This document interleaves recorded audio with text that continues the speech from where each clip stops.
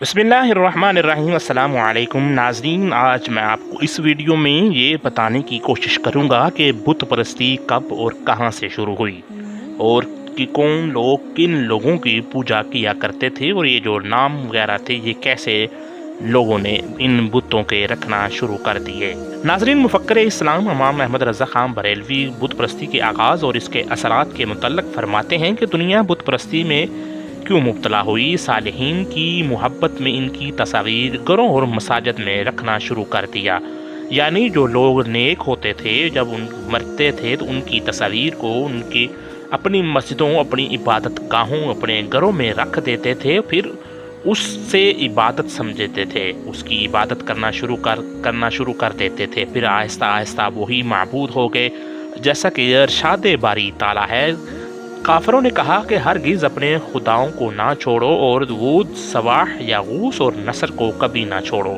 اس آیت کی وضاحت کرتے ہوئے لکھتے ہیں کہ ابو جعفر نے فرمایا، وود ایک مسلمان شخص تھا جو اپنی قوم میں ایک پسندیدہ اور محبوب بھی تھا۔ جب وہ مر گیا تو سرزمین بابل میں لوگ اس کی قبر کے آس پاس جمع ہوئے اور اس کی جدائی پر بے قرار ہوئے۔ جب شیطان کو اس کی جدائی میں لوگوں کو بےتاب اس نے پایا تو وہ انسانی صورت میں ان کے پاس آیا اور کہنے لگا کہ میں اس شخص کے مرنے پر تمہاری بے قراری دیکھ رہا ہوں، کیا مناسب سمجھتے ہو کہ میں بالکل اس جیسی تمہارے لیے ایک فوٹو تیار کر دوں؟ لوگ اس کی طرف متوجہ ہو گئے اور اس کی تیار کردہ فوٹو دیکھ کر اسے یاد کرتے رہے۔ راوی نے لکھا ہے کہ ان کی اولاد نے یہ دور پا لیا، پھر وہ دیکھتے رہے، جوان ان کے بڑے کرتے رہے، پھر نسل آگے بڑھی اور آنے والی نسلوں نے اسے خدا بنا لیا اور اللہ کو چھوڑ کر اس کی عبادت میں مصروف ہو گئے۔ ناظرین، امام احمد رضا خان بریلوی ایک حدیث نقل کرتے ہیں کہ جب ان لوگوں میں کوئی نیک اور صالح آدمی مر جاتا تو اس کی قبر پر مسجد تعمیر کرتے، پھر ان کی تصاویر کو اس میں سجاتے۔ وہی اللہ تعالیٰ کی بدترین مخلوق ہے۔ نبی کریم نے اپنے وقت اقدس کے مرض میں فرمایا، تو یہود و نصارہ پر اللہ تعالیٰ کی لعنت ہو، انہوں نے اپنے انبیاء کی قبروں کو محل سجدہ بنا لیا، اور فرمایا ایسا کرنے والے اللہ عز و جل کے نزدیک روز قیامت تک بدترین مخلوق ہے۔ ام المومنین حضرت عائشہ نے فرمایا، یہ نہ ہوتا تو قبر اطہر کھول دی جاتی، مگر اندیشہ ہوا کہ کہیں سجدہ نہ ہونے لگے، لہٰذا احاطے میں اس کو مخفی رکھا گیا۔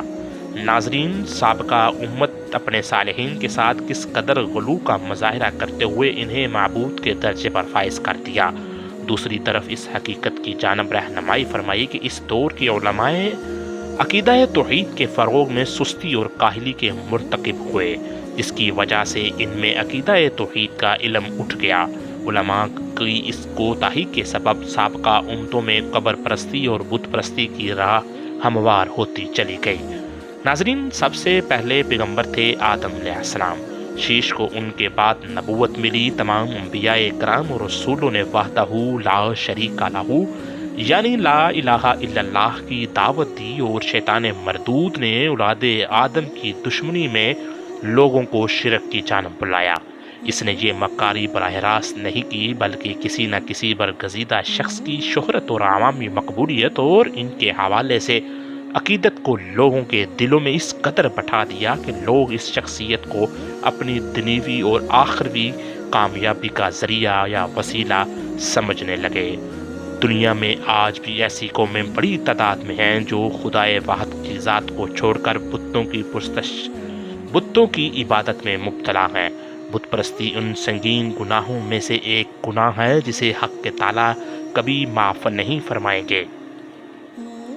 حق تعالیٰ دیگر گناہوں کو اپنی رحمت سے معاف کر سکتے ہیں، لیکن بت پرستی اور شرک و کفر کو بغیر توبہ کے ہرگز معاف نہیں فرمائیں گے۔ مختلف قومیں مختلف قسم کی بتوں کی پوجا کرتی ہیں، ان کے پوجنے کی نوعیت بھی ایک دوسرے سے مختلف ہے، ہر ایک کی طرز عبادت جدا ہوتی ہے۔ لیکن سوال یہ پیدا ہوتا ہے کہ دنیا میں بت پرستی کی ابتدا کیسے ہوئی اور سب سے پہلے کس نے شروع کی؟ بت پرستی کا آغاز کیسے ہوا؟ اس کے متعلق جاننے سے قبل یہ جان لیں کہ بت پرستی کیا ہوتی ہے۔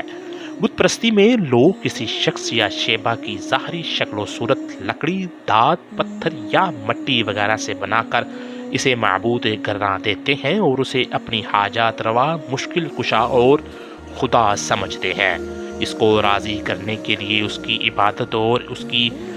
عبادت اس کو پوجنا شروع کر دیتے ہیں۔ اب اہم سوال کے اصل جز کی طرف آتے ہیں کہ بت پرستی کی ابتدا کب ہوئی۔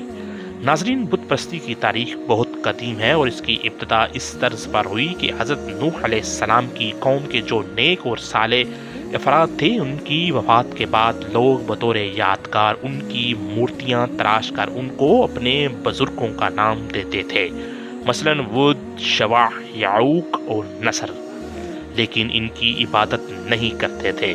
پھر رفتہ رفتہ لوگوں میں جہالت اور بے دینی عام ہوتی گئی اور انہوں نے ان مورتیوں کو معبود کا درجہ دینا شروع کر دیا۔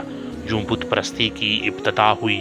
بخاری شریف میں روایت موجود ہے کہ حضرت نوح علیہ السلام کی قوم کے نیک لوگوں کی جب وفات ہو گئی تو شیطان نے ان کی قوم کے دلوں میں یہ بات ڈال دی کہ ان کی مجلسوں میں جہاں وہ بیٹھتے تھے ان کے بت نصب کر دیں اور ان بتوں کے نام اپنے نیک لوگوں کے نام پر رکھ دیں۔ چنانچہ ان لوگوں نے ایسا ہی کیا اور البتہ اس وقت ان بتوں کی پوجا نہیں ہوتی تھی، لیکن جب وہ لوگ بھی مر گئے جنہوں نے بت بنائے تھے اور ان کے بعد لوگوں میں علم باقی نہ رہا تو انہوں نے ان بتوں کو پوجنا شروع کر دیا۔ اس روایت سے معلوم ہوا کہ بت پرستی کی ابتدا اور آغاز حضرت نوح علیہ السلام کی قوم سے ہوئی۔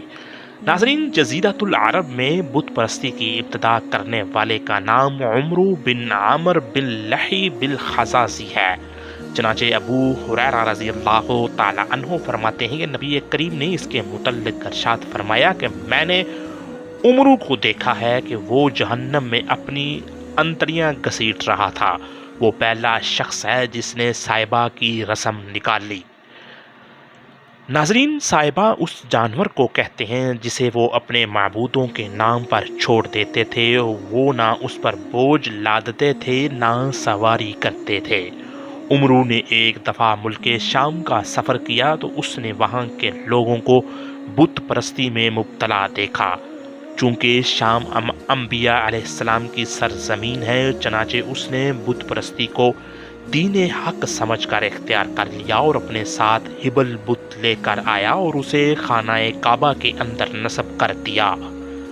اہل مکہ عمرہ کو اپنا پیشوا سمجھتے تھے، لہٰذا اس کی پیروی میں انہوں نے بھی اس بت کی پوجا شروع کر دی اور بت پرستی میں ترقی ہوتی گئی اور ایک ایسا دور بھی آیا کہ خانہ کعبہ میں 360 بت رکھ دیے گئے۔ ناظرین، پھر حضرت ابراہیم علیہ السلام کا زمانہ بھی آیا، اس میں بھی بت پرستی اور ستاروں کی پرستش کا زمانہ تھا۔ روایات میں آتا ہے کہ حضرت ابراہیم علیہ السلام کا باپ آزر سب سے بڑا مذہبی پیشوا تھا۔ اس کے بنائے ہوئے بتوں کی عبادت ہوا کرتی تھی۔ آپ علیہ السلام کے زمانے میں کہیں بھی وحدہ لا شریک کی عبادت نہیں ہوتی تھی، خود نمرود خدا بن بیٹھا تھا۔ قرآن مقدس میں حضرت ابراہیم علیہ السلام کی حق کی جستجو کا واقعہ بڑی صراحت کے ساتھ بیان کیا گیا ہے کہ کس طرح حضرت ابراہیم علیہ السلام نے پہلے قطب ستارے، بعد میں چاند اور آخر میں سورج کو معبود سمجھا، مگر ڈوب جانے کے بعد آپ علیہ السلام نے جو کلمات ادا کیے وہ یہ ہیں: میں نے تو پوری طرح اپنا رخ اس ذات کی جانب کر لیا جو زمین و آسمان کا خالق ہے اور میں مشرکوں میں سے نہیں ہوں۔ شیطان کا مشن یہ ہے کہ وہ انسان کو رب کی عبادت سے نکال کر غیر اللہ کی عبادت میں لگا دے۔ زمانہ قدیم میں ہندوستان بت پرستی کا مرکز رہا اور پوری دنیا میں سب سے زیادہ یعنی 1 ارب سے زائد ہندو اپنے ہاتھوں سے تراشے ہوئے دیوی دیوتاؤں کی پوجا کرتے ہیں۔ یہ دو مالی قصے کہانیوں پر مشتمل عقل سے ماور مذہبی داستانیں ہیں اور دنیوی تعلیمات کے اعلیٰ درجے کے ہندو بھی بندر، سانپ، چوہے اور پتھر کی مورتیوں کے علاوہ شیو بھگوان اور پاروتی کی پوجا کرتے ہیں۔ ناظرین، اب تو آئے دن شعبدہ‌باز شخصیات کو بھگوان سمجھ کر پوجا شروع کر دی جاتی ہے۔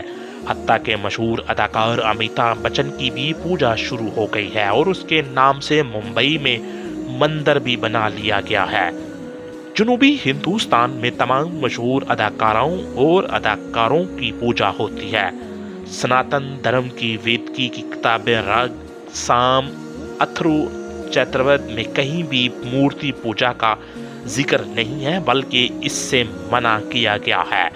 نیز بھگوان یعنی تخلیق کائنات کرنے والوں کو پرماتما اور ننکار کہا گیا اور اس کا کوئی شریک نہیں ہے۔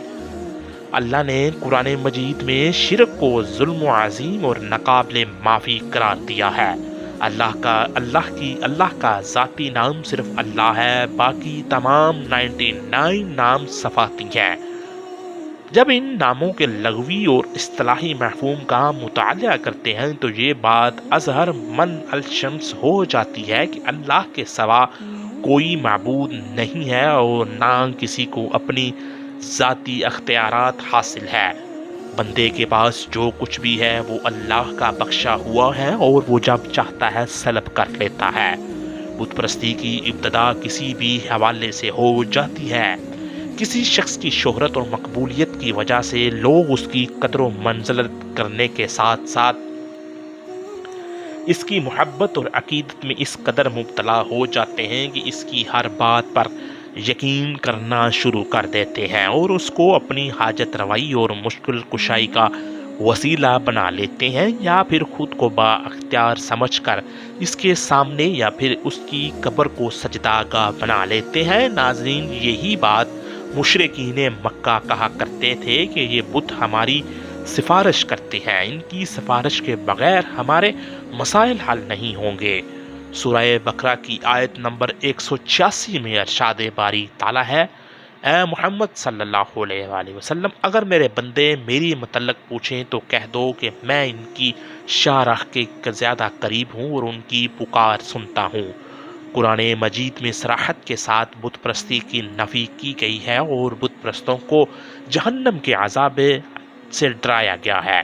ناظرین، مشرکین مکہ نے اپنے تمام بتوں کو کسی نہ کسی طرح کا رشتہ اللہ تعالیٰ سے جوڑ دیا تھا۔ یہی وجہ ہے کہ وہ آپ صلی اللہ علیہ وآلہ وسلم سے یہ پوچھنے آئے کہ آپ صلی اللہ علیہ وآلہ وسلم جس اللہ واحد کی عبادت کرتے ہیں اس سے آپ کا کیا رشتہ ہے؟